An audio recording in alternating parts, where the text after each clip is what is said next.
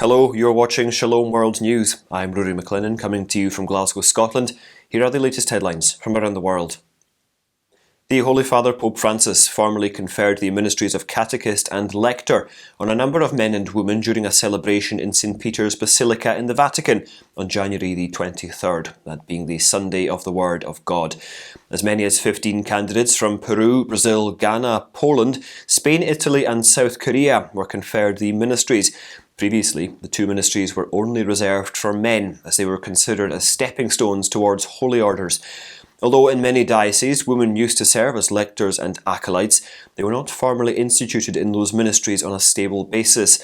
The Pontifical Council for Promoting the New Evangelization said earlier this week that lay ministries can be conferred on all the faithful, as indicated in Canon 230 of the Code of Canon Law.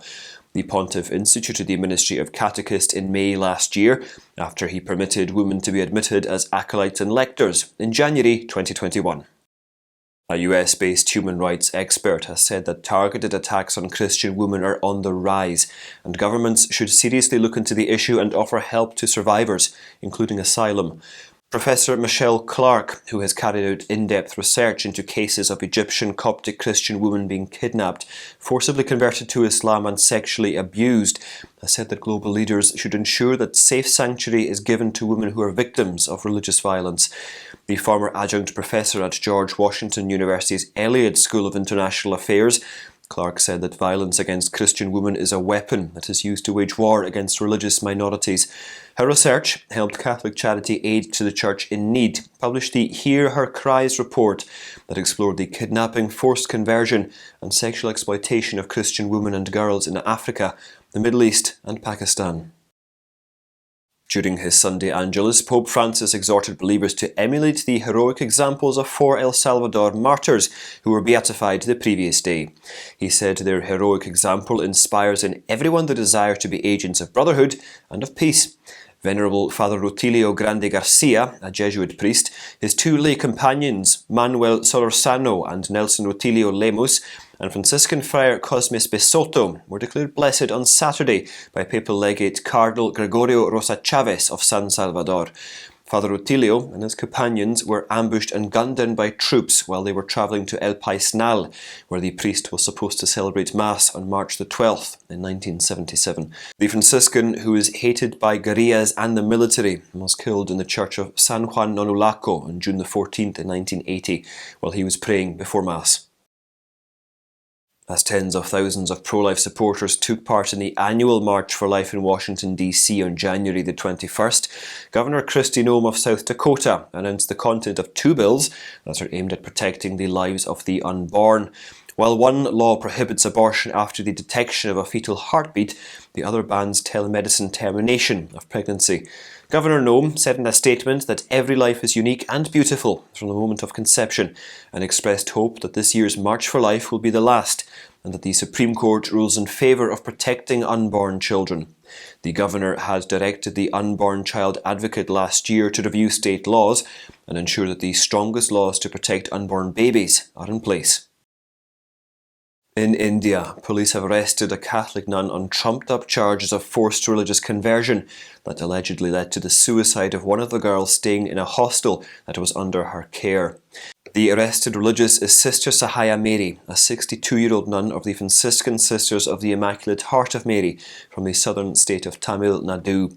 This came after a 17-year-old girl staying in the hostel of Sacred Heart School in Michaelpati village in the Diocese of Kumbakonam tried to commit suicide by taking poison on January the 9th and died in hospital 10 days later.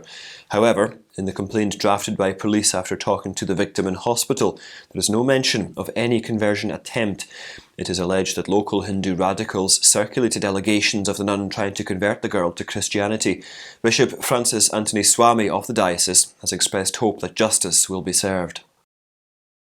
With the support of faith leaders in the United States, former Governor of Kansas Sam Brownback has launched the National Committee for Religious Freedom, a non-profit, non-partisan outfit that protects the right of religious expression by raising awareness of leaders who do not give any consideration to concerns of people of faith. The organisation is fashioned after the National Right to Life Committee, and it will have branches in all 50 states in the country. Its representatives will scrutinise political candidates' faith-related track records, distribute voter guides, and raise awareness on the importance of religious liberty. Brownback, who tackled religious persecution abroad during the Trump administration, expressed concern over the decline in cultural and political support for people of faith. The Catholic Eparchy of Adigrat in the conflict-hit Tigray region has called for the cessation of hostilities and access to the region for humanitarian outfits. Since the beginning of the civil war in the province, the Eparchy's Adigrat Diocese Catholic Secretariat has been serving the afflicted. However, since December, they have not been able to do so, as there is a blockade of air and land transport.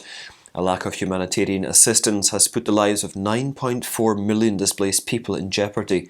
The Eparchy, which follows the Alexandrian Rite, has urged global humanitarian organisations, the United Nations and other faith organisations to push for political dialogue in the region to establish peace. Swedish and French authorities have launched a joint team to probe the crimes committed by ISIS against the minority Christian and Yazidi communities in Syria and Iraq during their occupation. The European Union Agency for Criminal Justice Cooperation, Eurojust, coordinates the French and Swedish inquiry. The group has formed a joint investigation team to organise their efforts and make it easier to share information and evidence. When ISIS swept through northern Iraq in 2014, the outfit killed over 100,000 Christians and Yazidis and enslaved about 10,000 women and girls, many of whom are still missing. Following the outfit's defeat in 2017, officials have encouraged Christians and Yazidis to return to their homelands. However, many remain concerned about their safety in Iraq and Syria. And those are your latest headlines. Do join us again tomorrow. In the meantime, you can visit swnews.org for more updates. Shalom.